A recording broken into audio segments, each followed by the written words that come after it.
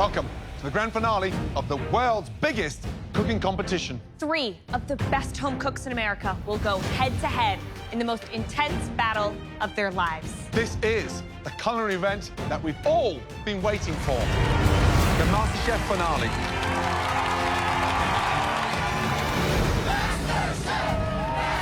The journey began with tens of thousands of hopeful home cooks from every corner of the country.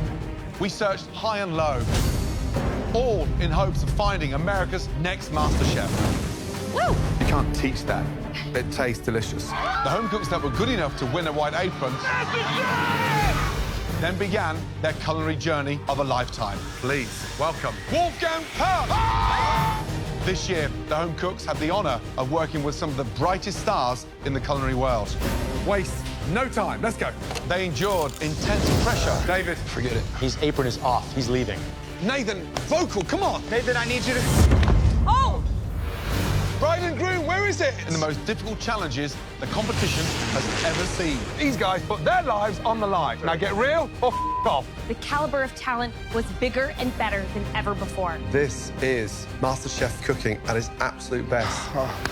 Year after year, we've narrowed down the competitors. You have to leave the competition. I messed up. But this year, for the first time ever, 3 home cooks will step into the ring for the grand finale.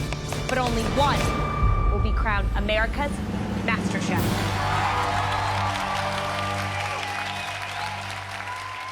Now, MasterChef always raises the bar. And this year, for the first time ever, we sent all 3 contestants back to their hometowns for 1 week to create their final menus where their culinary dreams began.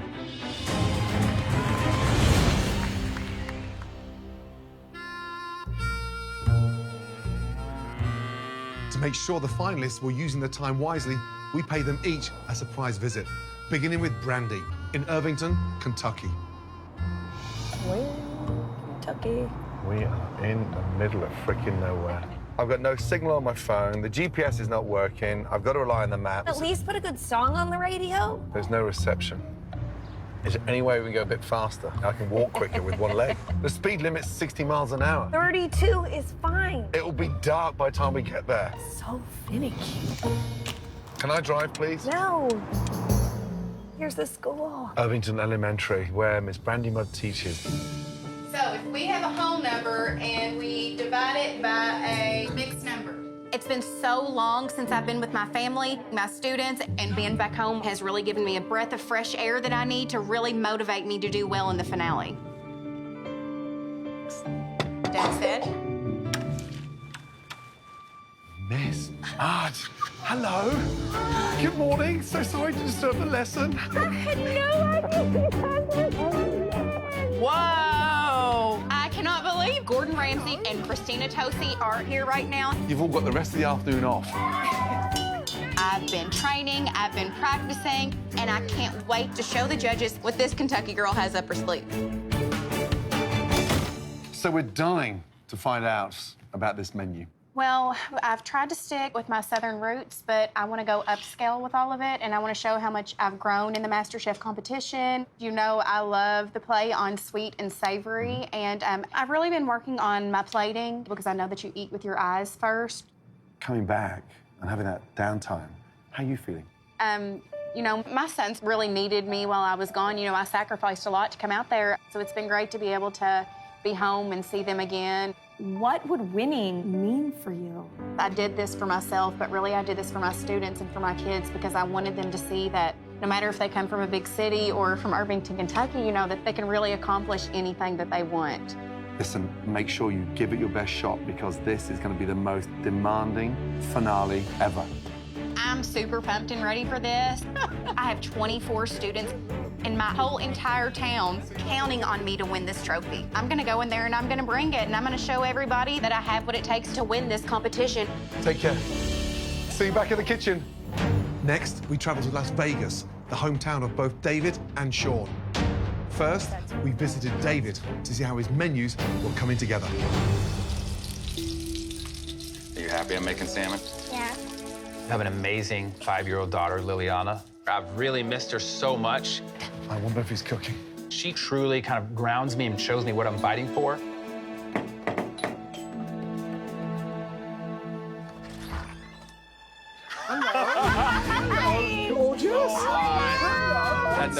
you guys are coming. Let's go into the kitchen. I have been feeling stressed out, got a lot on my mind. So to have Gordon and Christina here with me, it's just so unbelievable. I feel like I'm dreaming. First of all, how you feeling? Feel good, a little nervous. Just been spending a lot of time with Liliana and just practicing. So why don't you give us an insight to your menu? You know, I start with seafood in my appetizer, so obviously I'm not gonna have seafood in my entree. That left me with maybe beef or poultry, and I want something light for my dessert, nothing too crazy. Okay. I just want to make sure whatever I'm doing, that it impresses you guys, and that's the thing. It's like everything I think of, I'm like, you guys have probably already seen it before, it's nothing special, and I'm like, how do you wow the judges? Listen, you have to have a plan do. across each and every course. You know, it is the finale. You're one step away from realizing that dream. What's going to change if you win this? It'll kind of solidify me believing in myself, because like even still to this moment, I doubt myself, and I wonder, it's true. I'm like, did I get here because other people just messed up? You can cook. You know, you're in there for a reason. Don't doubt yourself. Thank you, chef. There have been times where I've really doubted myself in this kitchen, and it really shook my confidence. But I really want to prove to myself and my daughter that I am the best home cook in America. I've got to do everything I can to create the best menu of my life. Keep that head up high. For our final stop, it was a short drive across town to Sean's house, where we were curious to see how he was preparing for the biggest night of his culinary life.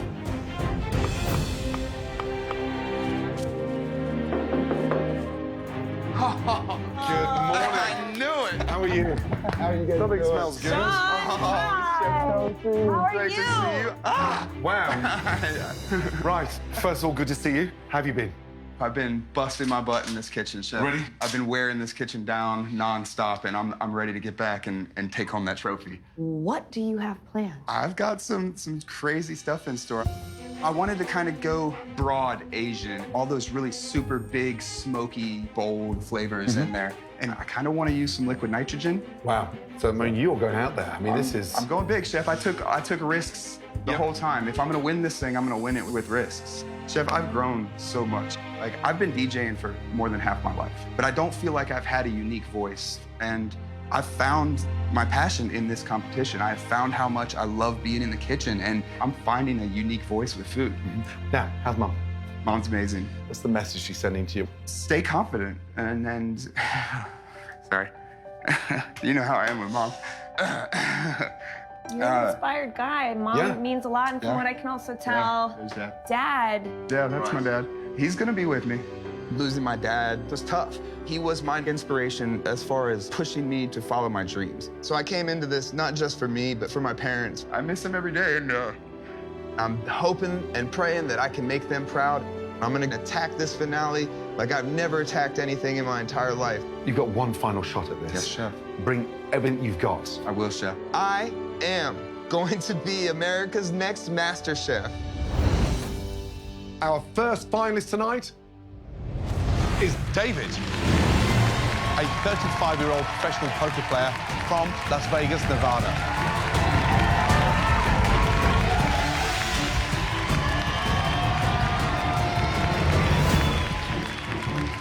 But victory won't come easy. The first hurdle that stands in David's way is Brandy, a 27-year-old fifth-grade teacher from Irvington, Kentucky.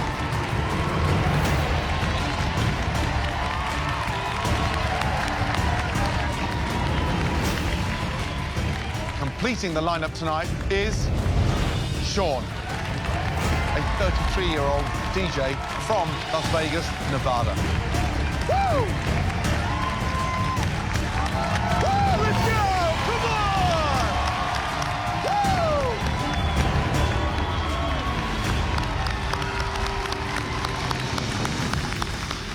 Woo! It was so nice for both of us to see all three of you in your home environment and a chance to have a glimpse into your very different worlds. But now, all three of you are back in our world. For this grand finale, Gordon and I will not be your only judges. Joining us tonight are two of the biggest names in the culinary world. Right now, through those doors, we're about to welcome two culinary gods. Woo! It's getting real. Please welcome Oh, no way.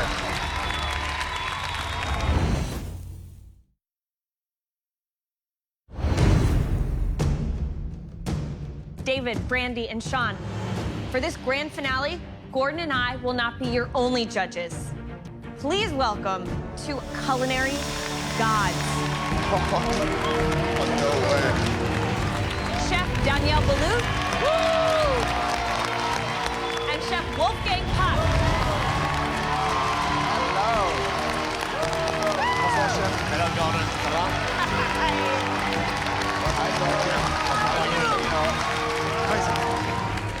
Danielle Balut is considered one of America's leading culinary authorities and one of the most revered French chefs in New York. Tonight, I'm looking for perfection on every single plate. And each plate should tell a story. It's gonna be your story, so I'm looking forward to taste what you are doing for us today. Wolfgang Puck runs one of the biggest food empires of all time, encompassing nearly 100 restaurants around the world.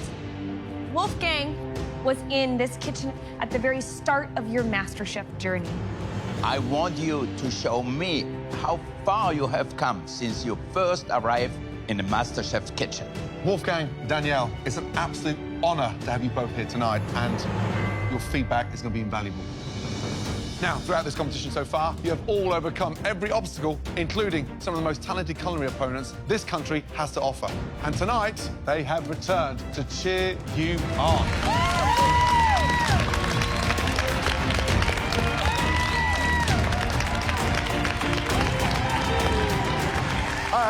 Also, to cheer you on, your amazing families. Sean, your mum, Karen. Randy, your mother, Jackie. David, your mum, Shirley, and your daughter, Liliana. Now, David, Brandy, and Sean, it's now time to put together the best three-course dinner of your lives. 4 plates per course. Now, you'll each have 10 minutes in the amazing MasterChef pantry to get everything you need. You know the pressure is really on. Your 10 minutes starts now. Let's go. Let's go, baby. This is the biggest of all MasterChef finales ever. Woo. Nowhere in the history have you had 3 best home cooks going head-to-head, and only one is coming out. My money is on the money man, David. Very precise with everything he does, so I know he can do it. If it can't be me, I want it to be Brandy. I'm Team Brandy 100%, because she's got something Sean and David do not, and that is soul in her food. My money's on Sean, for sure, because he's not afraid to think outside of the box. And in this competition, you have to be willing to take risks. He's gonna kill it. Come on, speed up, guys.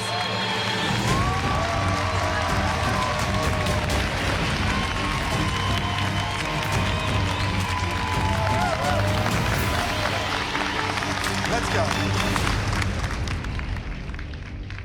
First up, it's now time to put together your stunning appetizer. David, describe your appetizer. My appetizer is a beet-cured salmon topped with a soft-boiled egg and a shredded phyllo dough, served with salmon roe and caviar. Randy, describe your appetizer, please. I have a bourbon-braised crispy pork belly with an apricot barbecue sauce over a butternut squash parsnip puree and a raw rhubarb and Swiss chard stem salad. Sean, appetizer, describe it, please. Tonight I'll be serving you a miso halibut cheek served on top of a Vadouvan carrot puree, and I'm gonna top that with a molecular uni foam and then some beautiful garnishes. My plate's gonna look amazing. Sounds like you're all going big. Good luck. You'll have just 1 hour to make your amazing appetizers. Your 60 minutes starts now. Let's go!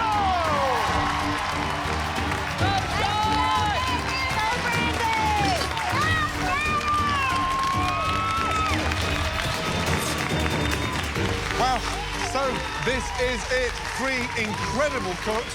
We're in for a big, big, big night. This is the opening act. The first course sets the tone for the whole meal. Beauty. Look at that multitasking right there. It's the DJ thing. Let's start with Sean's halibut cheese.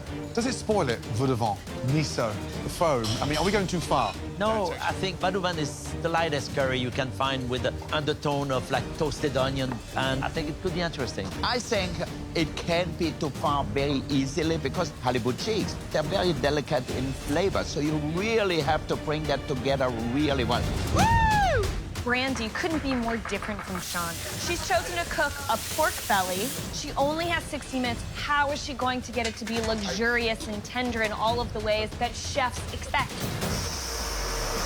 David's appetizer. So the dish is a beet-cured salmon with a poached egg inside a nest of filo pastry. What's very important is you need to master the simplicity of cooking an egg. You know, it's an easy thing to mess up. You just cook it right so you can peel it nicely. It's hard. But if you can pull this off, it's going to be a showstopper. Let's go, guys.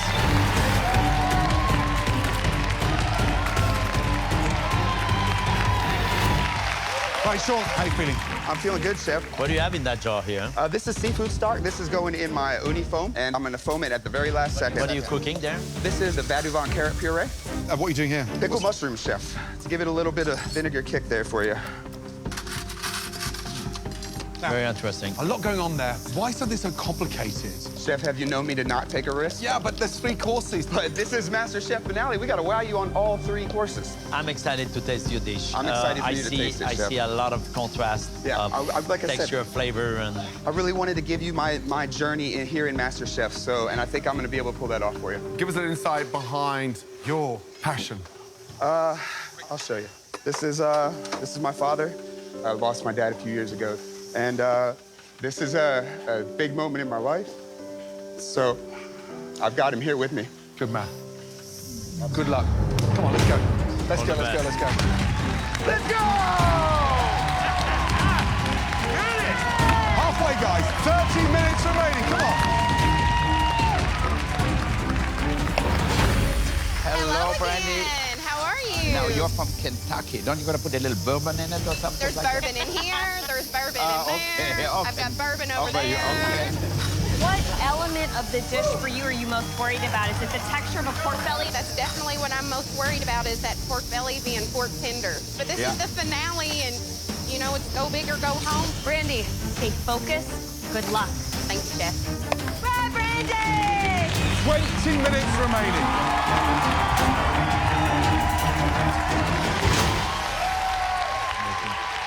Brandy's pork belly's coming out. Doesn't look cooked, Becky, does it? That belly needs to be tender. There is no margin of error. It has to be cooked perfectly because a pork belly, if it's chewy, nobody's gonna eat it. Oh, my goodness. Come on, come on, come on. Oh, my gosh.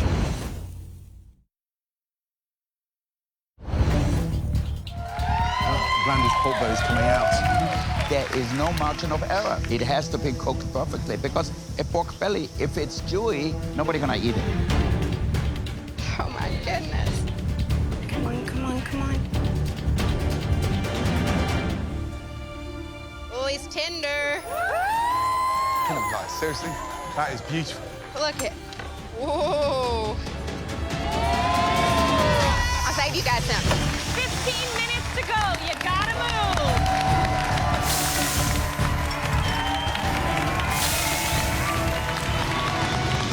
Right, David, the idea behind the dish was what? I'm not a big eater of salmon, but my daughter loves it, and I knew I wanted to kind of do something for her. Are you putting something between the eggs and the phyllo? This is a traditional egg wash with a little olive oil and salt and pepper. Very nice. Now you're up against tough competition. You heard Brandy's pork belly, Sean's cheeks. What do you think of the sound of those dishes? You know, don't sound as good as my dish. Doesn't sound very exciting or unique or different, but we'll see how they can bring it. All talk. This guy behind me is all talk. And what are you most concerned about this dish? Right now, the egg. Do you have a hard time filling your eggs? I'm struggling while talking. We're going to leave you to it. Looks like you're falling behind. Thank you, Chef. Let's go. We are coming up to 10 minutes to go. Sean is absolutely in the moment. The seasoning is spot on. The flavors are mind-blowing. I mean, delicious. Ooh, I can smell that bourbon.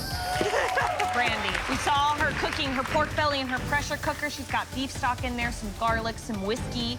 Sounds like she's going in a good direction, but it's really gonna come down to how well balanced those flavors are. Something wrong with these eggs. David is falling behind, guys, and he's still peeling eggs. Can you believe that? Yeah. What is going on with him? He is falling apart. There's not one egg done, and we need 4. So he is up against it, guys. Here we go. There we go. Coming off the pin. Yep, perfect. All right, I can do this. Go, David! 7 minutes remaining. Let's go, Brandy. Let's go, David. Go, David! Let's go, Sean. Oh, that's pretty. Let's go. Come on. Push, guys. Keep Push. it going, guys. 3 minutes to go. Come on, guys. You can do this. Push yourselves. Come on, Sean. Finish strong. This is it. This is where it counts. Remember, 4 stunning plates. We are coming down to the last minute. 60 seconds to go. Start finishing your plates. Make sure they're the best appetizers ever. Got this, Brandy!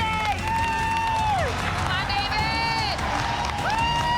Beautiful shot! Let's go. This is it. 10, 9, 8, 7, 6, 5, 4, 3, 2, 1. Stop. Hands in the air. Well done. Good job!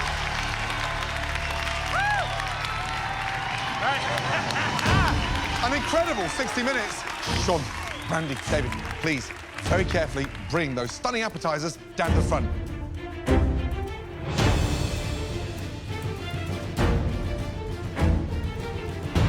Sean, how are you feeling? Over the moon, chef. Everything came out perfect. I think the foam looks great, and I think it's holding up really, really well. I'm winning the appetizer round. I think it's great to have confidence, but at the end, it's we who's gonna decide. Thank you. Thank you so much. Brandy, you happy? I think I did a really good job balancing the acidity and the sweetness with the fattiness of the pork belly, so I think you're going to be really impressed with it. David, what do you think? You have the best appetizer? Based on looks, I think they all look great, but I do like the lightness of mine. They look more like meals, the other plates. Look a little heavy. My family'd still be hungry if they ate this. All 3 of you, please, very carefully bring those stunning appetizers in to the MasterChef restaurant. Let's go. This is absolutely the most important tasting of my life. I'm going up against 2 guys from Vegas. They know high quality, high-end, fancy ingredients, but I think I also have something that neither one of these boys have. My dish shows my heart, it shows my soul, and I'm gonna give Sean and David a run for their money.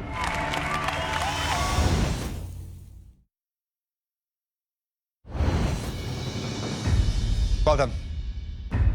Now, for the most exciting part, the tasting of your stunning appetizers. Brandy, please bring your appetizers forward. I'm very confident that my food is great. The balance of flavors are excellent. I have acidity, I have rich fattiness, and I hope I can prove to the judges that you can take simple Southern ingredients and make them high-end. Brandy, please describe your appetizer. I have for you a bourbon braised crispy pork belly glazed with an apricot barbecue sauce over a butternut squash parsnip puree with a rhubarb Swiss chard slaw on top.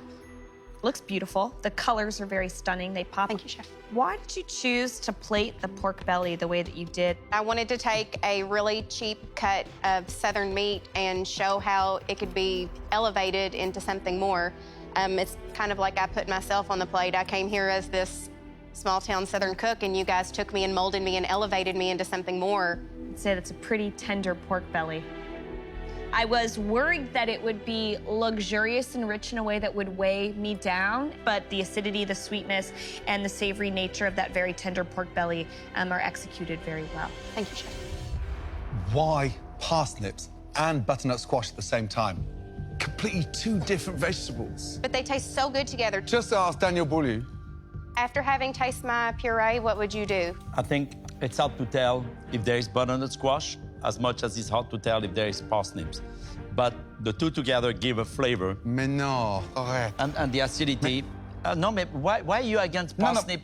La même temps, quand même. Bonne question. Imagine Why ça, not? on fait ça en cuisine chez vous, là. Hey, I want to understand what you're saying. Non, chez vous. C'est pas mon restaurant. Oui, c'est ta standard. Parsnip. Okay, Randy. Non, They ensemble. said they non, mais- really love it. You know, they speak it in Le French. They problème- don't want to tell you. Jamais, jamais, jamais. They say j'aime, which means I love it, I love it, I love it.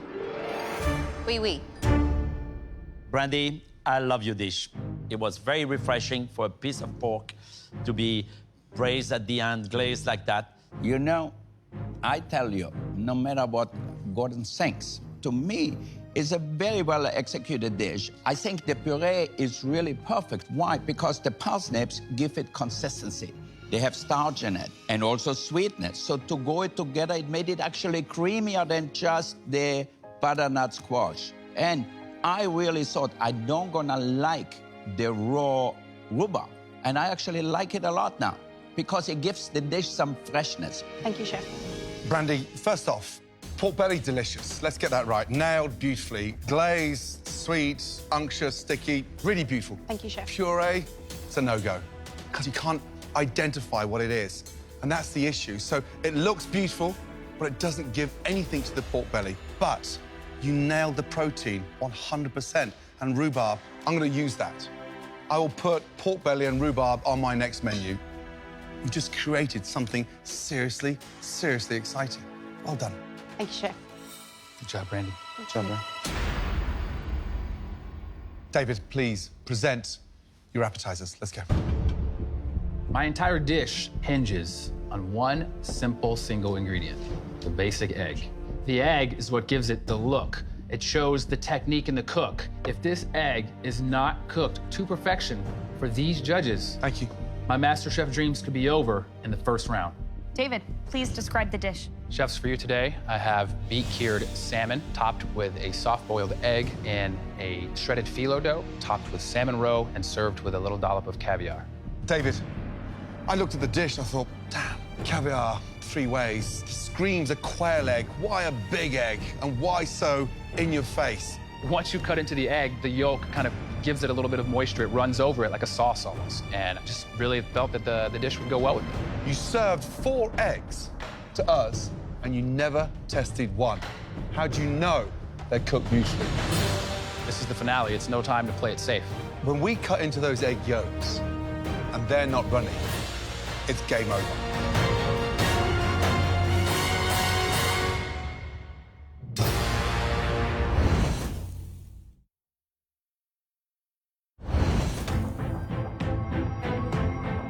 David, when we cut into those egg yolks and they're not runny, it's game over.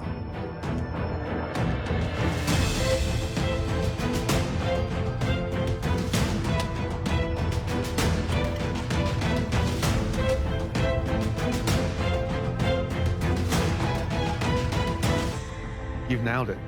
Young man, you've got balls the size of ostrich eggs. 4 for 4. Thank you, Chef.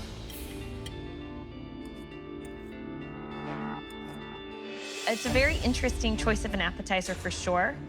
You really wowed me with the risk that you took tonight. I love the idea of the egg, and the poppy seed vinaigrette is really refreshing because it brings that acidity. But visually, it's not the most beautiful dish you've ever cooked in the kitchen. Yeah, I disagree. I think it looks great. It's just intriguing. Salmon needs more seasoning. Then you put the caviar on there, and all of a sudden this thing starts popping. The flavors, the beetroot, the caviar, the egg, really beautiful. Thank you, Chef. The biggest issue I've got is the phyllo paste because it's an obtrusion. Slightly greasy, doesn't have much flavor, looks good, but never delivers the punch. You know, Gordon, I like the idea. You like the phyllo paste? Come on. I think it's good. I would have used potato. It would be too traditional. I disagree with Wolfgang because there's way too much phyllo. Absolutely. And I think, David... Don't agree with him. No, but to me, I would say that flat is a little bit what I felt in terms of seasoning. There's not enough flavor to really nourish these eggs and the phyllo and the salmon. I love the idea. It's like cutting into a bird's nest. I love people who take risks. I really think you gambled, it paid off. But there's also some of the things which are not just the way they should be. Like the black caviar on the side. You know, it's like an afterthought. You almost forget to eat them. But all in all, it's really a well thought out dish, and I think not an easy dish to execute. So congratulations, I like it. Thank you very much. Thank you. Thank you, David.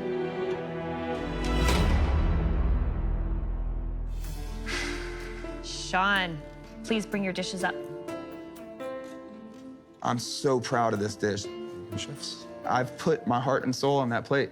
This is really my crowning achievement. And I think the judges are gonna love it. I think I'm gonna blow them away with this one. Please describe the dish. Tonight I'm serving you a miso halibut cheek with a vadouvan carrot puree, pickled mushrooms, and an uni foam. So I really wanted to give you something that is not seen all the time. I like to work with ingredients that are not your everyday run-of-the-mill ingredients. I like to go a little off the wall. But I also, at the same time, wanted to show you my journey here in MasterChef. I know it's jumping around cultures, but you know, here in America, there's no rules with food. We put the most delicious stuff on the plate. It's not like the French cuisine where it's very, very strict rules. Visually stunning. However, tastes nowhere near as good as it looks. Halibut, it's cooked beautifully. I mean, really beautifully. You know, it melts and it's sort of glazed, so you've got this sweetness. But then comes the crash, because I've got this strong pickled mushrooms. And one thing you never, ever do is pickle a morel mushroom. Fair enough. We were talking about how American cuisine has no rule. But really, to me, French cuisine has foundation. Okay. French cuisine has also a respect for ingredient, an understanding of ingredient, and that morale to me throw me off. When you buy a gorgeous ingredient, we can say whatever we want about the French, but one thing for sure. I respect the French. No, it's okay. I really liked the dish. For me, I think the beauty is in the halibut cheek. It's a beautiful cut. It's sweet. It's delicate. Thank you. 25% less on this dish, and you easily have the best appetizer in the room. I disagree. You know, Gordon, there is not much wrong with it because the ideas are great. You did a great job on the halibut, but the uni has no flavor because it's air. It didn't add anything to the dish. I think if you would have put all the onion, made a vinaigrette or some kind of a sauce, I think it would be really a perfect, cohesive dish. Now, you tried very hard, and I love people who are adventurous. No, you guys told me to put myself on a plate, and that's what I did. Win some, you lose some. We're trying to help you. Oh, I know, absolutely. I'm not interested in your arrogant attitude. I'm not trying to be arrogant, Chef. No, but you've got to listen because it's to help. Well, Chef, if I came off as arrogant, I'd like to apologize. It's not arrogance, it's passion. Thank you.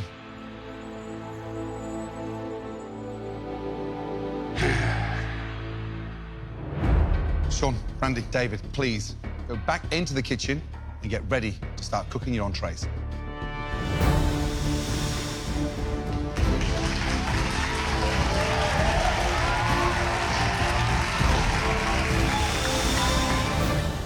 Wow, let's get one thing right. I mean, 3 stunning MasterChef-worthy finale dishes. David's appetizer. David's eggs was perfect, and the sort of the runniness of the yolk nourished very well the phyllo, the technique of chef, and I found it very impressive. You know, for me, it could have been a showstopper had he had less phyllo pastry and just thought a little bit more about the caviar overlay. I thought it was beautiful, the way it looked like a red carpet. I felt like I'm going to the Oscars. I love the idea of the egg, but I thought there was a lot more he could have done to make the dish elegant. Brandy's appetizer, I think the pork belly was light, it was tart. I would have loved the pork in smaller portions because it is an appetizer. Brandy Mudd tonight came up with a combination that every chef in this country is now going to cook because it was absolutely delicious. I definitely like what you did. Sean's halibut cheeks. Honestly, it was like something out of both your restaurants. I mean, beautiful masterpiece. I think Sean was daring in what he did, and he was trying to wow us with his creativity.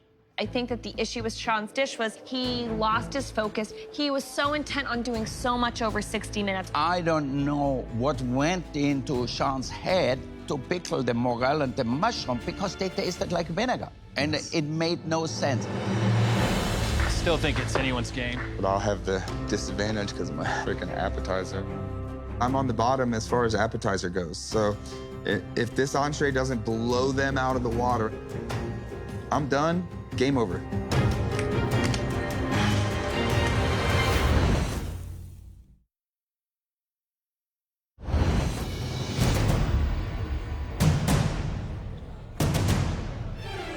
Well, guys, appetizer's only the first of 3 courses. Let's get in there and fire up the entrees. All right.